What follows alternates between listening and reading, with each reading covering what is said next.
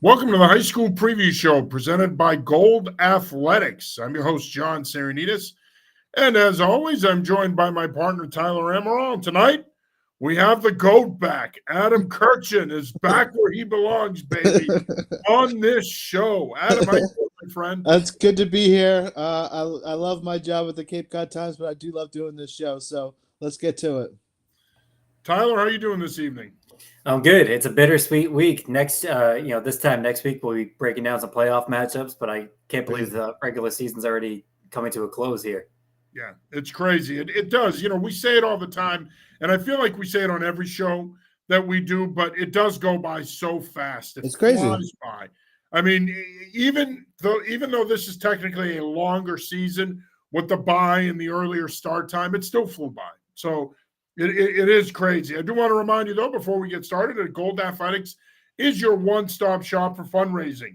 They have recently expanded into Maine and New Hampshire with Blaze and Jeff Whitman. Both guys are ready to support your programs even more, and Gold Athletics is ready to support your programs across New England. Whether you're in football or any other sport, reach out to Gold Athletics, and they'll make sure your program raises the money. Matt Ross and his team do a tremendous job. Visit goldathletics.com today for more information. Winter coaches, your season's around the corner. If you need that last-minute fundraiser, go over to goldathletics.com. Matt and his team will get you set up with a fundraiser that works for you, your program, your community, and you'll make money. All right, gentlemen, big weekend of high school action in the region. We are going to start with the MIA games first. Big one in the Catholic Conference, BC High at St. John's Prep. Of course, the Eagles are undefeated going into this one. Prep coming off an unexpected 34-0 loss to CM. A resounding win for CM and one that certainly got people's attention. But, Adam, I'm going to start with you. This is a big game for both teams if they want to win the Catholic Conference, but it's also a big game for Division I playoff seedings. Yeah, it is. And I would say that in this matchup, we expected BC High to be pretty good, but when they beat Xaverian, that really sort of shocked a lot of people. The thing about BC High that's interesting, or one of the things, is that they're not loaded with D1 talent. Like their quarterback Carter Carroll's, I think William & Mary commit, and I think that's it as far as like 1AA or 1A guys on that team. And Zakauskas has done a great job with that group. And all these Catholic Conference games have their own sort of different rivalries and stuff like this. And usually St. John's Prep and BC High play towards the end of the schedule. So it's interesting. And so, look, St. John's Prep, as everybody knows, they've got Chris Vargas at quarterback and Merrick Barlow at receiver. And I think Barlow is a guy that maybe has had an even better season than people expected. He was okay as a junior. I think he's really come on as a senior. And I think he's going to Navy.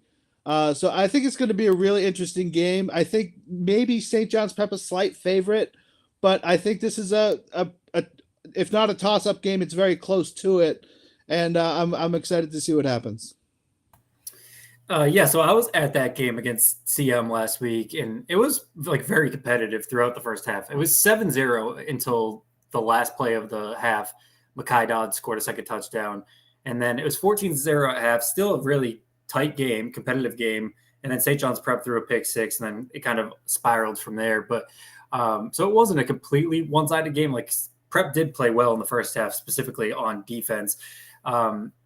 Ultimately, I think that loss is going to be good for St. John's Prep. I think they needed some sort of like growing pains, especially Vargas, coming in and really experiencing so much success as a freshman. I think that was good for him to kind of have those growing pains along the road here.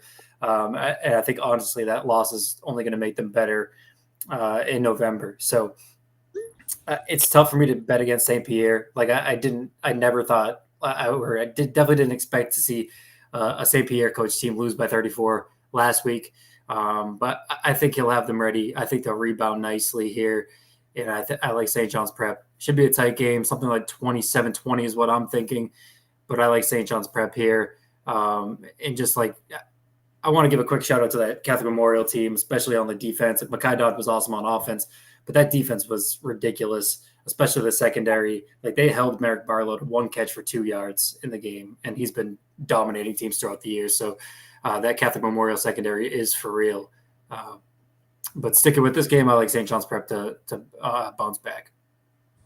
All right, next up we have an old school dual county matchup with Lincoln Sudbury taking on Westford Academy. Lincoln Sudbury is currently the 20th seed in Division One, and while a win may not necessarily get them into the playoffs, it could be big. It could be a big win for a young football team. For Westford Academy, they've had a good season, but they need this one for seeding purposes in Division Two. Tyler, I'm going to start with you.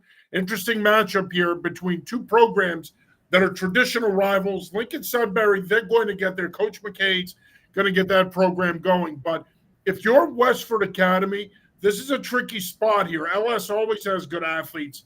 This is a game that you got to come to play because you can end up being surprised in this one by the Warriors. Yeah, for sure. Lincoln Sudbury, I think it's kind of like a learning curve year. They're a younger team, inexperienced team. I expect this program to get back where they have been recently in short order. And like you said, they need this. Like they're 2-5 right now, so if a win could potentially get them in. Nothing's guaranteed, but it could get them in. A loss definitely eliminates them from contention. So it's a must-win game for Lincoln Sudbury. Ultimately, though, I think Westford Academy is a little too good. I think Westford Academy is a team that could surprise teams in Division One. Like right now, in the most recent power rankings, they were the 12 seed and Methuen was the 5. So, like, I think if they were in a game like that, I would probably still pick Methuen, but I wouldn't be shocked if Westford Academy was able to pull off an upset like that in the first round of the playoffs. I think Alex Wilson's one of the more forgotten offensive weapons in the state. He's a really good player. Ultimately, I like the Ghost here. I think they kind of pull away late. Yeah, I think this is sort of an interesting spot for Lincoln Sudbury because even though they're number 20, I do think a win over Westford Academy, given they get a little bit of help, they actually could make it in. So we'll see. Westford Academy's having a great season. I think, like you said, Wilson's a great player. He started as a great safety, and he's really been somebody who's really stepped up this year as a skill position player. So yeah, I think Westford's probably, they had got a couple losses towards the beginning of the season, so people kind of forgot about them. But I think Westford is actually a really good team and a really up and coming program. So I'm excited to see this one. But I think Westford Academy should be the favorite here. Yeah, I agree. I think they should be too. But that Lincoln Sudbury program, they have a history of success under longtime coach Tom Lopez. I think that Coach McKay will get that back. Next up, we're going to go to the Hockomock League, and this is a big traditional matchup in the Hawk. It's a Davenport matchup. North Attleboro visits longtime rival Foxborough. It should be a fantastic matchup between two programs that know each other very well. They go back a ways. Jack Martinelli has had some great battles with North Attleboro through the years as a coach at Foxborough. Both teams, Foxborough 4-3, they've won 4 in a row. They've righted the ship. Currently the 3 seed in Division 5. North Attleboro currently the 2 seed in D3. They've got that 1 loss to Canton, but they bounced back with a big win over Mansfield last week. This should be a really good game, tight game. I wouldn't be surprised if you saw a low-scoring affair in this one. Adam? That's exactly what I was about to say. I think it'll be like a 14-10, 17-15, like in the teens or lower. I think that North has some great players. I mean, they have Ryan Bannon, Chase Rasoli. Bannon, of course, a running back / linebacker, and has really taken over one of the running back roles quite well. I think he's going to Georgetown, right? Chase Rasoli, the quarterback, is very, very good. Bannon's going to Georgetown, right? Yeah. Okay. Yeah. So, and then from Foxborough, you got Angelini at running back, Marcusella at quarterback. They're just like these are good. These are 2 good teams. And you're right. Like if you wanted to pick, a game through the last 40 years that has been with Hockomock League title implications, you might do no better than North Attleboro against Foxborough. You talk about tradition; these teams have tons of it. So I don't know. I think I think I might pick North in this one, but it's going to be, a 2 to 5 point game either way. So who knows? Yeah, so I'll be at this game. It'll be my second straight week seeing North, my third time overall. So I've seen them. I've seen them quite a bit. They're a very senior-laden team. 4 of their 5 offensive linemen are seniors. Fasoli's a senior. Bannon's a senior. The lightning to Bannon's thunder is Brady Paradise. He's also a senior as well. He's a really explosive runner. They're a really impressive team. I think they have the best defense out of all the teams I've seen so far this year. It is a really impressive defense. They let up 10 points to Mansfield, 7 when I saw them against Taunton. Just really, really sound. And they just really don't give up much. I think they can be exploited through the pass game. And my understanding is that's kind of how Canton beat them. It was through the air. And Foxborough, you mentioned Marcus Ellis. So Foxborough has that ability to beat them through the air as well. So I really think this is going to be an awesome game. I can't wait. I think you're spot on saying this is going to be a low-scoring game. I think it's going to be like 14-10, like a game North played last week against Mansfield. They won that one 14-10. I have them losing 14-10 to Foxborough this week. I think Angelini being back just opens up so much for this offense for Foxborough. I think obviously they're an entirely different team with him back in the mix and him comfortably, getting 20 touches a game. I think Foxborough is kind of really back in that picture as, if not the favorite in Division 5, then in that same tier with Shawsheen. So this is a huge game, but I like Foxborough to sneak one out. All right, we're going to stay in the Hockomock League for our next matchup. Another big Davenport matchup. This one features Mansfield at Canton. Bulldogs, a bit of a surprise this year. As I mentioned a couple weeks ago, they went over to North Attleboro on a Thursday night and beat the Red Rocketeers. Mansfield at 4-3 is still a high seed in Division 3, coming off a tough loss against North Attleboro. Both teams are still in the Davenport hunt. Both teams are looking to improve on their playoff seeding in their respective divisions. As I mentioned, Mansfield's in D3, Canton is in D4. In years past, you would look at this game and say, okay, that's probably a win for Mansfield. Can't say it anymore, man. Anthony Fallon has done a terrific job with this Canton program. He's got it going in the right direction. Tyler, your thoughts on this one? Yeah, I just think it's awesome. I think everyone kind of expected North and Foxborough to be that big game. But Mansfield and Canton and Canton's kind of emergence here as a 4th team in the Davenport has just really made this a fascinating race throughout. So I was, again, Mansfield, I thought was an impressive team as well. They only gave up 14 points to North. I think they have some nice weapons on offense. Their offensive line's really senior laden, but they have some nice skill pieces that are on the young side, starting with quarterback Tommy Villette. One of his top weapons is Sean McCoy. He's a senior. I think he's a really dynamic player. I think that connection ultimately proves to be the difference here. I like the Hornets 24-14, 24-17, something like that. Yeah, it's interesting. I think Canton really surprised everybody. I can't remember anybody I talked to before the season that was saying, hey, watch out for Canton. They were a surprise team, but they did have some players at the Hockomock Showcase that really stood out. So you're like, you sort of wonder. And then they beat North Attleboro, and then it's like, all right, they're back, they're there. Here they go. I think I've heard a lot of good things about Villette, the Mansfield quarterback.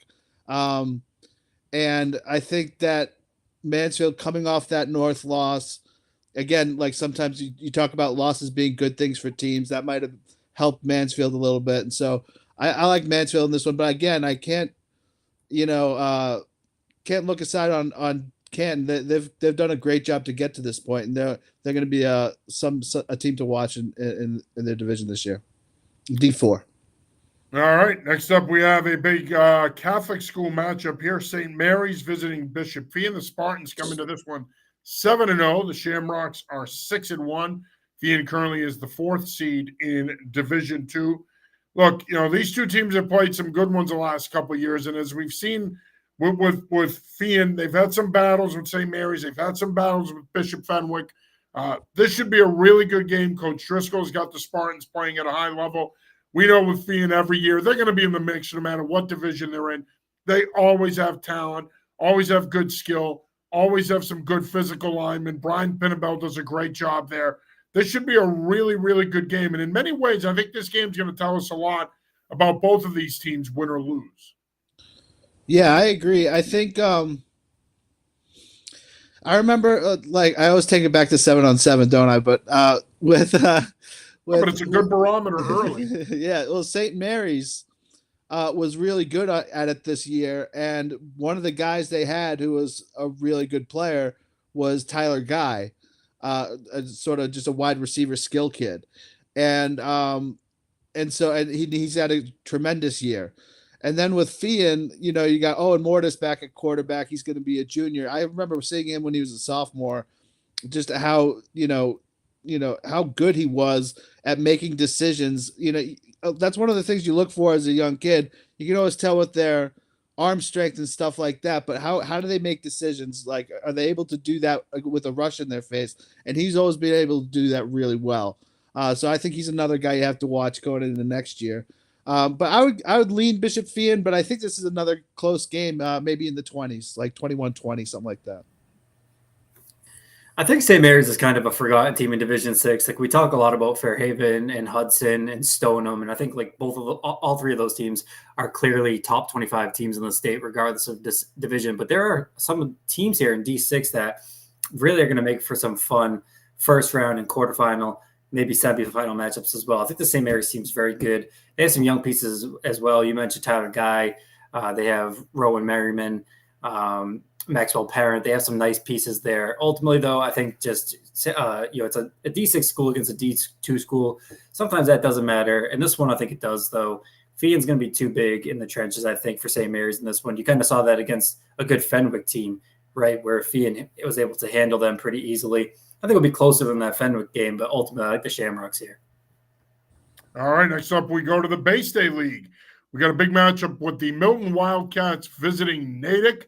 Milton coming into this one at 3-4. Natick has had a good year, and they're looking to improve on their current standing in the Division I seedings. They are currently the 10th seed, while Milton is the 11th seed in D3. Look, these two teams have played some pretty good games through the years. Both of these teams need this one, not only for league purposes, but also playoff purposes. This has the potential to be a high-scoring affair. It always is with Milton, regardless of where they're at in terms of their development or their season. They're going to score points. Steve Dombrowski, one of the best offensive coaches in the state, should be a good one. Tyler, your thoughts on this one? Yeah, I totally agree with Dombrowski and his ability to kind of coordinate an offense and Milton's typical ability to score points.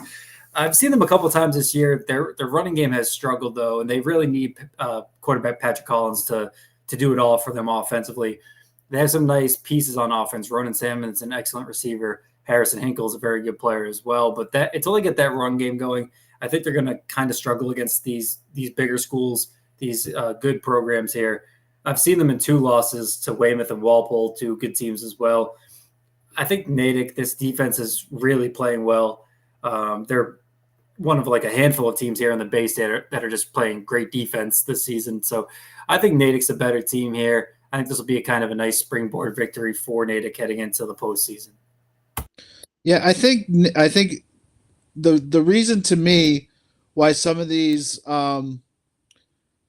Bay State Conference teams are good on defense and just solid all around is because they have good offensive and defensive lines. Like, they're good inside the box.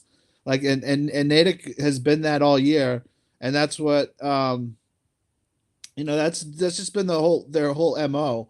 And usually when Natick is good up front, they are a good team. And the kid that has stuck out for them is Michael Whalen, and they got 2 really good backs in Sam Hubbard and Jack Showstead. I think Natick is a little bit underrated when you're talking about Division I teams that can make a run in the tournament, because again, they have the blueprint. Those Catholic Conference teams will run right over you if you don't have good line play, and if you have good line play, you might have a chance. And I think that's what Needham found out last year was, look, we can hang with these teams up front, and I think they can probably do it again. So I think Natick is the better team here, and I think Natick is a team you got to watch in the tournament as well. All right, next up, we're going to go back to the Hockomock League, and we've got a nice Metro West matchup here. Franklin visiting Milford. This has been a long-time rivalry game in the Hawk. These two teams used to play even when Milford wasn't in the league. Milford 3-4, coming off a tough 41-7 loss to KP. Franklin coming off a 57-point effort against Sharon.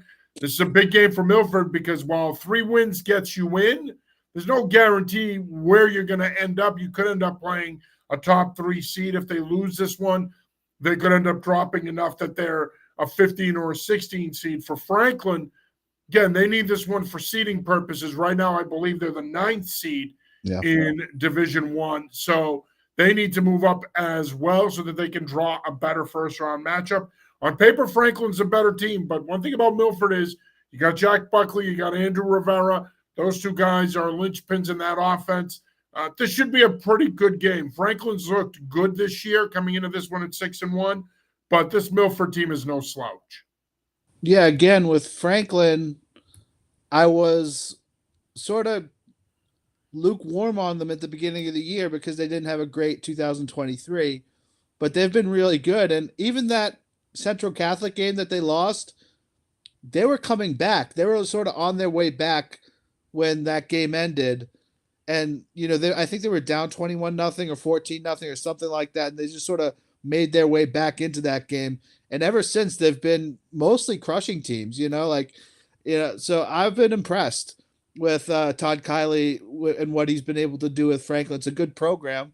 And Milford, look, I think if you get into this Division III tournament, who knows what's going to happen? Because there really isn't one of these teams that you look at and say, oh, they're the overwhelming favorite. All these teams in Division III kind of are in the same boat or close to it. It's going to be super exciting to watch. But I think, Milford wants to get in, obviously, and they have the chance to do something once they get in. But I think the whole thing is just getting your shot. And that D3 tournament is going to be wild.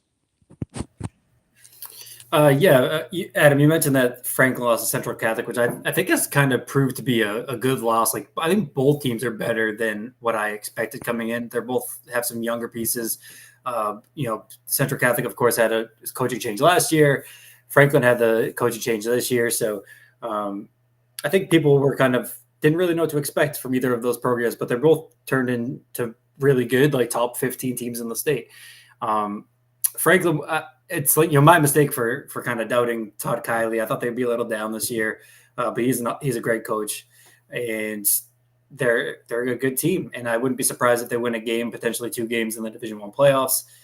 Julian Rampino kind of has the ability to be a game wrecker. I think he holds 2 or 3 Division I FCS offers. Andrew Frollo, I saw him last year. He's a nice little back. Will Terrell at quarterback. So there's some nice weapons on this Franklin team. Ultimately, we've talked about this throughout the year. Depth is a concern for Milford. I think that kind of rears its ugly head for them again. I like Franklin by 2 scores.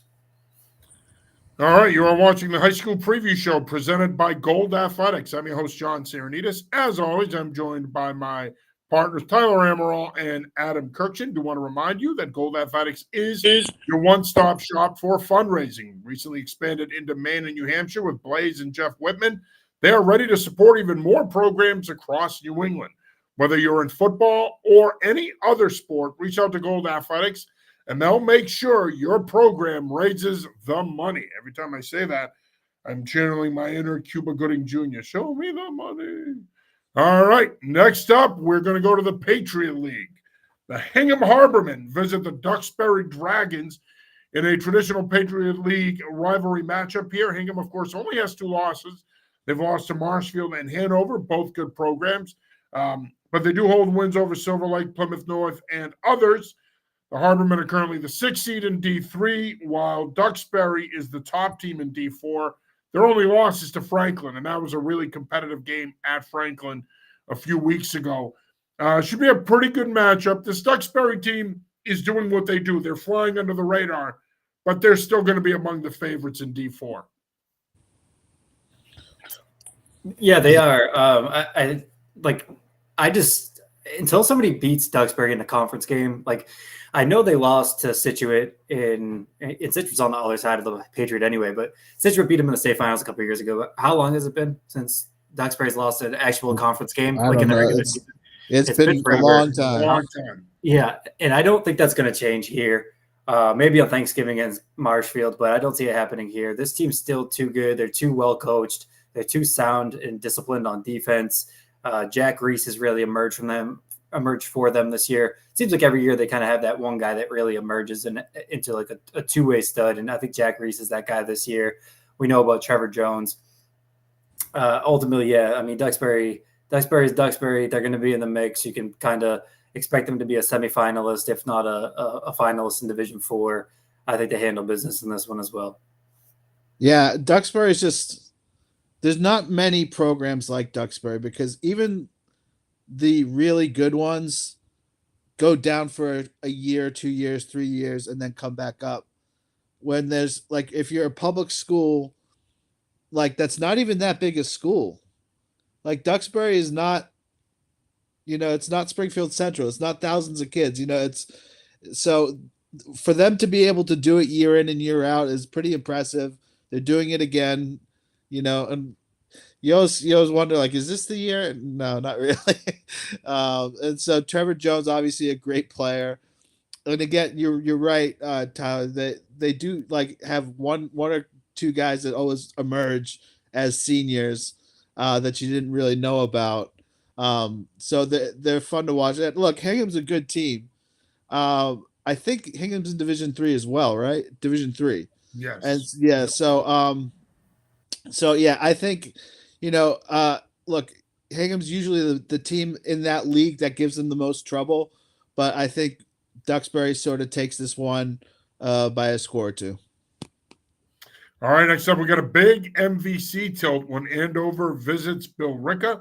Andover is currently in the number 13 spot in D1. Need this one against a Billerica team that is currently sitting 5th in Division III.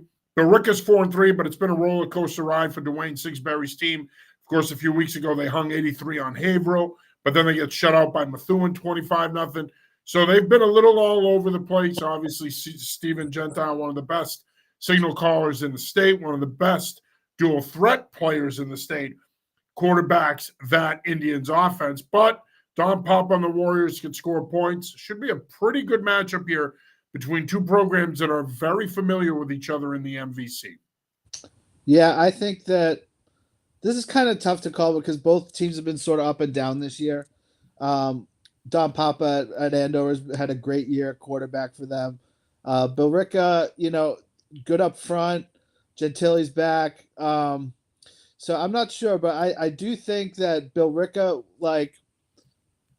I think their ceiling is a little bit higher. I mean, Andover is pretty young in a lot of different spots. Like they're young on the offensive line. They're young at different positions. So I don't know if, I think Billerica is a little more veteran. So I would take Billerica there, but I think both teams have talent and this would be a great game for Andover to really break out. I think Billerica is the toughest team to read in the state. Like I really don't know what to think of them. Like they look like a top 15 team in the state one week, and then like maybe a top 60 team the next week. It's like so hard to get a read on them. So, I mean, Adam, you mentioned earlier, like Division III is wide open, so all you have to do is get in. Billerica is going to be in, so they could make some noise in Division III for sure. But ultimately, I just really can't get a read on them. I think it's going to be a close game. I think it's going to be a pretty fun and high-scoring game. Ultimately, though, I think Don Papa, I think he's one of the more underrated signal callers in the state. I think his ability to kind of run and pass is really going to put a lot of pressure on that Indian defense. I like Andover here, but I think it's going to be close.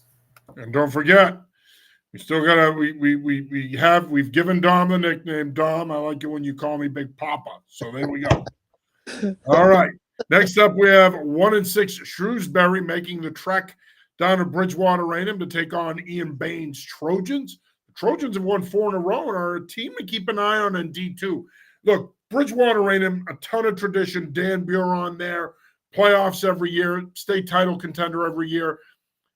is this Bridgewater Raynham team ahead of schedule? Over the summer, I was hearing that they were going to be young. There might be some growing pains in year one for Ian Bain. They're coming off a big win over Dartmouth. Is this all of a sudden now a program that we got to pay attention to? Are the Trojans ahead of schedule, and are they back? I would.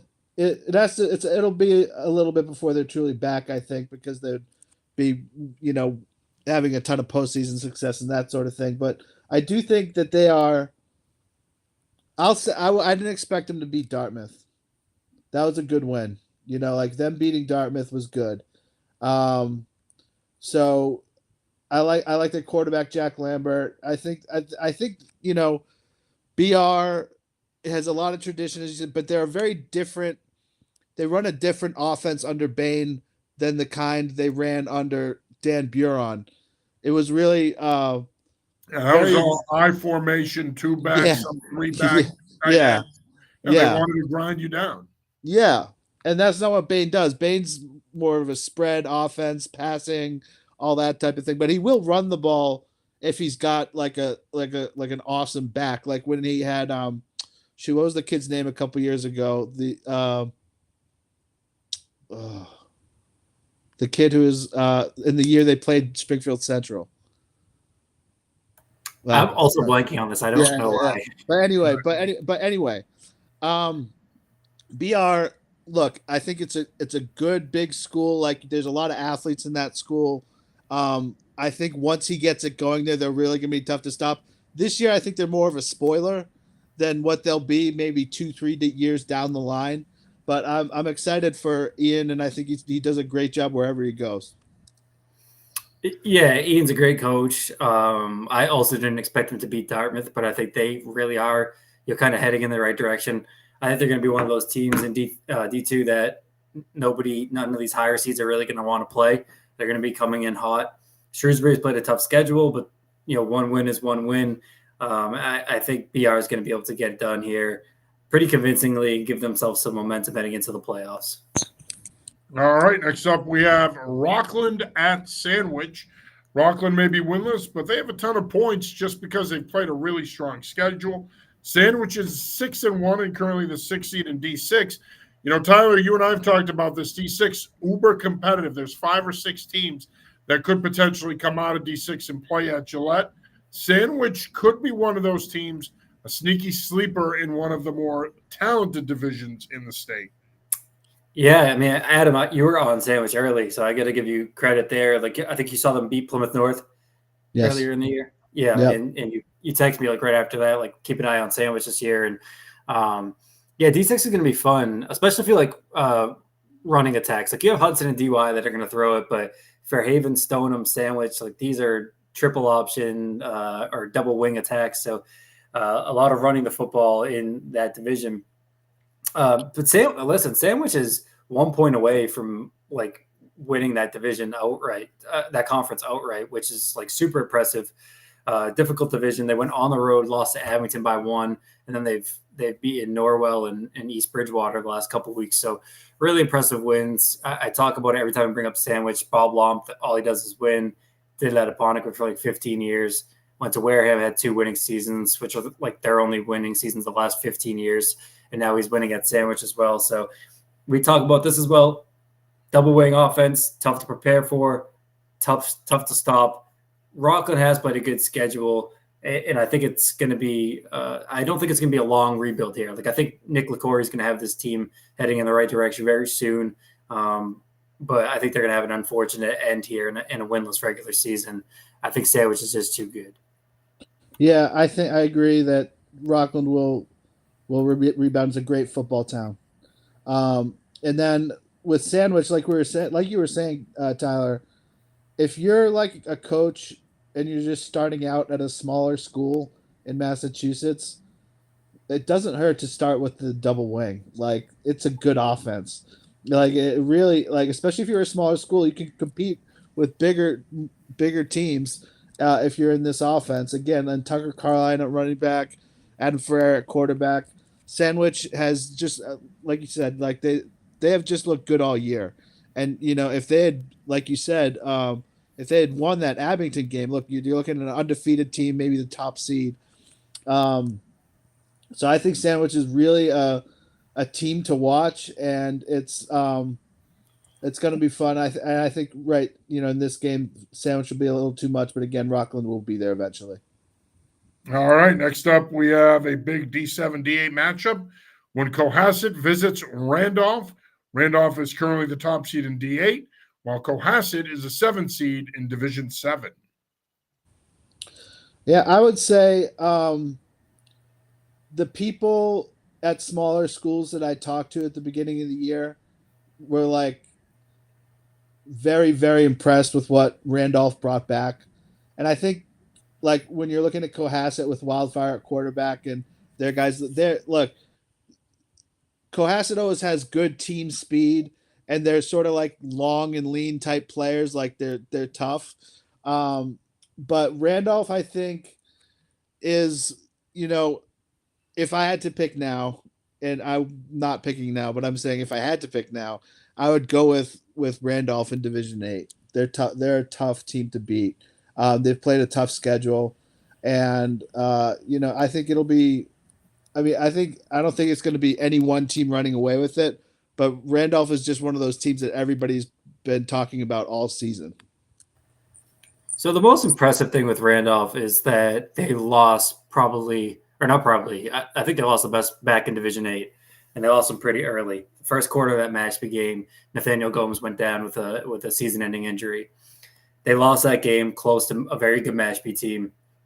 But since then, Mekhi White, junior running back's taken over that backfield, seemingly running for 200 yards every game now. He's complemented by Haggai Joseph and quarterback Abe Cornett. This team's going to be tough to stop. I agree, Adam. I think they're the favorite in Division 8. That, again, this is another team that runs that double wing attack, so they're going to be tough to stop in the playoffs. I think Cohasset, we kind of saw last week, they struggled against Mashpee. I think it'll be a little bit closer than that, but ultimately I don't see them containing White and Joseph and Cornett. I like the Blue Devils here. All right, we're going to go a little rapid fire here, fellas. Next up, we have Mashpee at Carver. Oh, you got it. Yeah, I've got Mashpee in this one. I think Carver's one of the top teams in Division 8, but Mashpee's really going to make a run in Division 7 this year. Keep an eye out for Ben Squarsha. Yeah, I was just going to mention him. Yeah, he's had a great year. And I guess, I think Carver's a good team. I think Carver's going to, do damage in Division 8. But I do think Mashpee's the better team. They've played a tough schedule and they've looked impressive in it. All right, next up, we have an Eastern Mass, Central Mass matchup when the Walpole Timberwolves visit actual Timberwolf country when they go out to take on Wachusett. Still haven't seen any Timberwolves in Walpole, but they take on the Wachusett Mountaineers this week. Of course, Walpole is 3-4. They are currently the 9 seed in D3. Wachusett is on the outside looking in D1. They're currently the number 18 seed. A win here would certainly help them move up a couple spots and possibly become playoff eligible. Yeah, I think that this is an interesting game because of the seeding. Because I think Wachusett was like 14 or 15 last week and then moved back to 18. So if they beat Walpole, they could get it because Walpole's played a lot of good teams. So this is a huge one for Wachusett. It's not as big for Walpole. They're in. But again, like I said, they're in a D3. We'll see how that one shakes out. But I think Walpole's maybe the better team here and takes this one.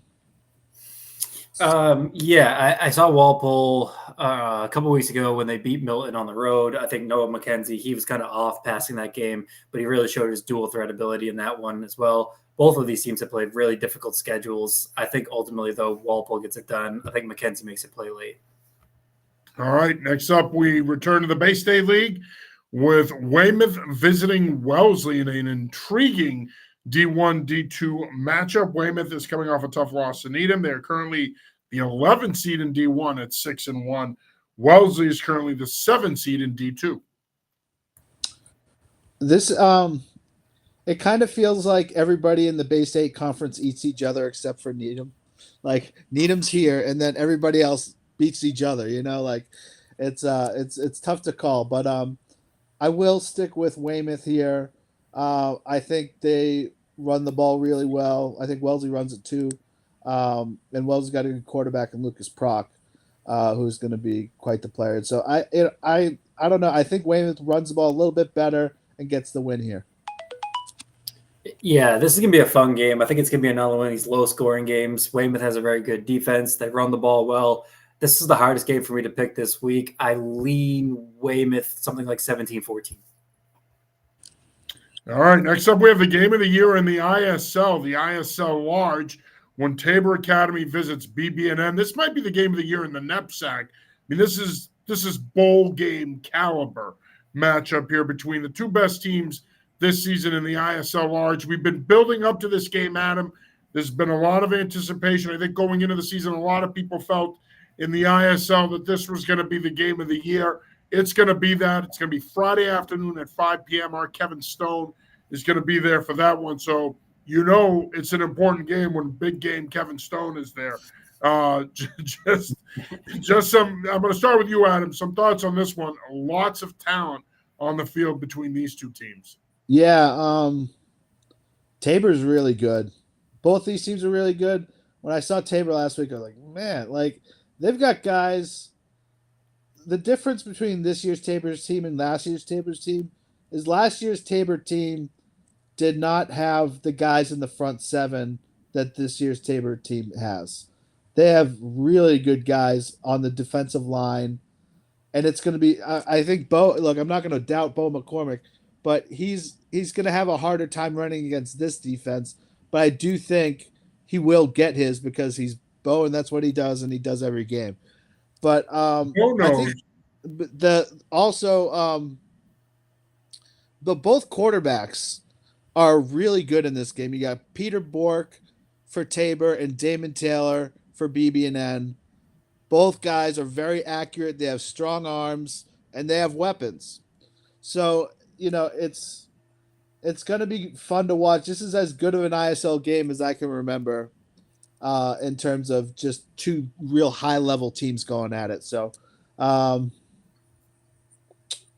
trying to figure who I'm going to pick.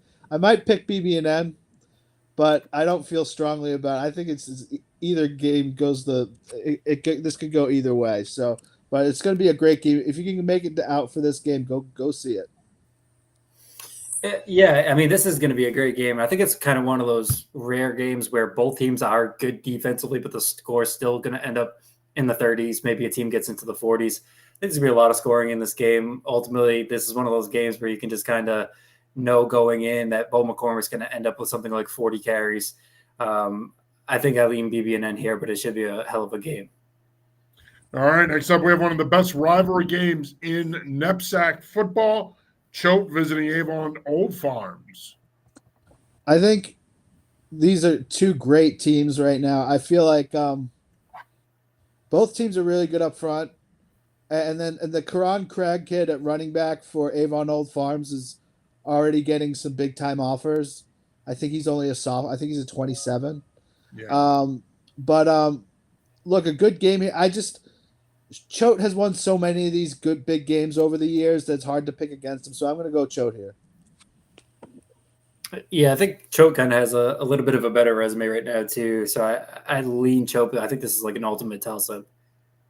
Yeah, I mean, Avon Old Farms is 5-2, but their two losses are to Hun and Brunswick. Now, Brunswick lost to Phillips Exeter last week. So I think this is going to be a close game. Choate did graduate a lot. They do bring a lot. They do bring a fair amount back. But I think that, Avon Old Farms, I think a lot of people looked at them going into the season and said, okay, no Ryan Puglisi. They graduated a couple of good skill players. You know what? Maybe they'll be down. But John Hooley's teams, he's always going to build a good program, good team. I think this will be a tight game, but should be a lot of fun. All right, next up we have Williston Northampton at Phillips Exeter. Of course, Phillips Exeter with a big win at Brunswick last week. They have another big challenge this week against a very good Williston Northampton team.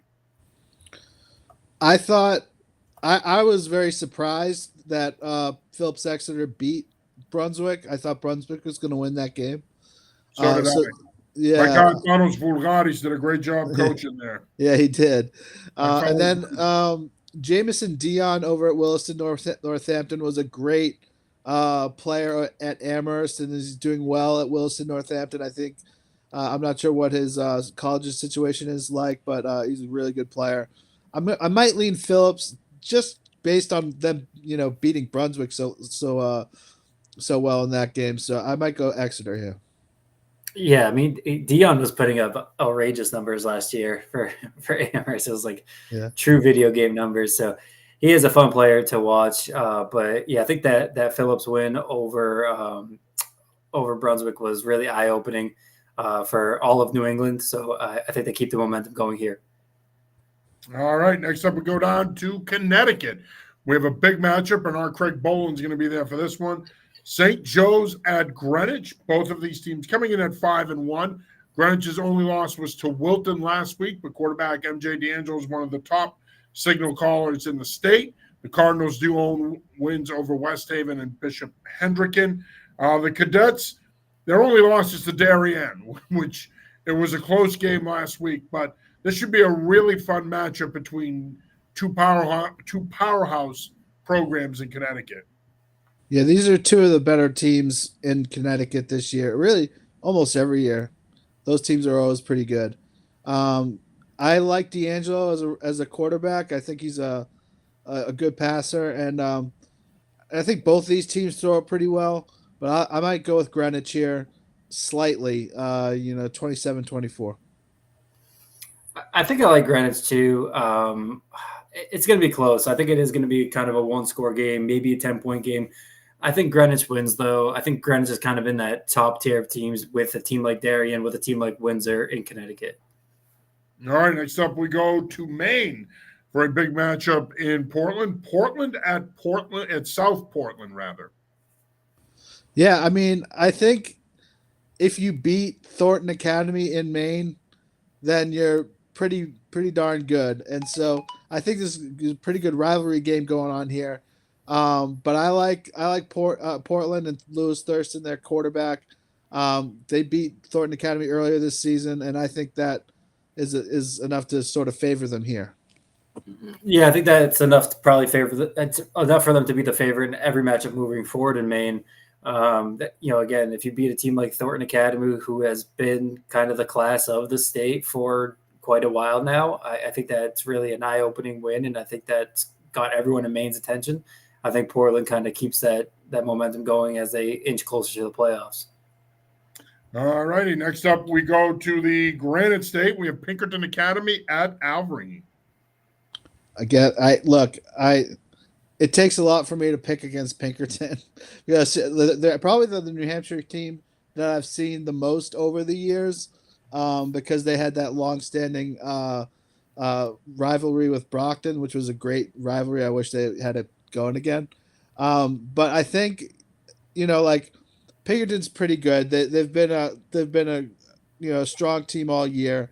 So I think they're going to probably win this game. But I think Alvarenga's good squad too. Yeah, I like Pinkerton too. I don't think they're quite as good as they have been in recent years. With that said, though, they still did beat up on a good Massachusetts school in Andover. So I think Pinkerton's kind of they're not in the Bedford tier, but they might be in the tier below that. I like Pinkerton here. All righty. Next up, we go down to the Ocean State for one of the top games of the weekend in Rhode Island. Our Charlie Adams is going to be there for that one. Cumberland visits North Kingstown. I like Cumberland here. Everything I've talked to about with other coaches about what Cumberland was, they're all very complimentary of what Cumberland had this year. I think North Kingstown is having a little bit of a tougher go of it this season, but I think Cumberland wins here. Both of these teams are very, very solid programs. Yeah, I mean, Cumberland's played a very difficult schedule. Their 3 losses are to Hendricken, the best team in Rhode Island, and then they lost to 2 good out-of-state teams, Salem, New Hampshire, and Reading, Mass. So they're going to be battle-tested when the playoffs roll around. Again, I've kind of been talking about tiers in some of these other states. I think Hendricken's in that clear top class by themselves, but I think Cumberland's right there with LaSalle and St. Ray's, kind of in that tier 2, and they're coming off that big 1-point win over St. Ray's. All right, and finally, our last matchup of the night takes us to Vermont, where the playoffs have begun. We've got Hartford at Rutland which should be a pretty good matchup. Rutland beat Hartford earlier this season, 21-7. Revenge game here for the Hurricanes. I just feel like, just from following these Vermont playoffs, that some of these teams, like it's a lot hard. Well, it's like this anyway, but it's pretty hard to beat a good team twice. And Rutland beat them 21-7. I'm kind of feeling the revenge game here for Hartford. And I think this Division I situation in Vermont is going to be fun to watch. But I think I'm going to go with Hartford. I totally get that logic. I always kind of look for these second meetings, regardless of the state. I always look for these second meetings come playoff time. I think Rutland will win again. I think it'll be closer than 21-7, maybe 21-14, 21-17, something like that. But I like Rutland. All right, gentlemen, any final thoughts here before we wrap it up? If you are sick of the election, if you are sick of politics, and you want to escape it, go to a high school football game. It will not break into a rally. Go to a high school football game, have fun, and don't worry about all this other stuff for one night, and support your team. Yeah, I mean we're getting close to the end here, so go and enjoy it. Kind of make some mental notes on who you want to see in the playoffs, which start next Thursday night. Yeah, it should be fun. It's hard to believe that the regular season is done after this week. Next week we'll be talking playoffs. All right, gentlemen, great job as always. Adam, it was great to have you back. Hopefully we'll have you back for the playoffs, and we can break it all down. And, of course, we've got the Super Bowls. They'll be here before you know it, too. So plenty of high school football left to talk, but it's always great to see you, my friend, and it's always great to have the GOAT on with us. Tyler, great job as always, brother. I mean, you break it down as well as anybody, my friend. So great stuff as always. Great to be back, guys. Great to have you. All right, that'll do it for this episode of the High School Preview Show. I'm going to be right back with you because Ryan Barry is waiting in the queue for us to do the College Football Preview Show. For Adam Kirkson and Tyler Amaral, I'm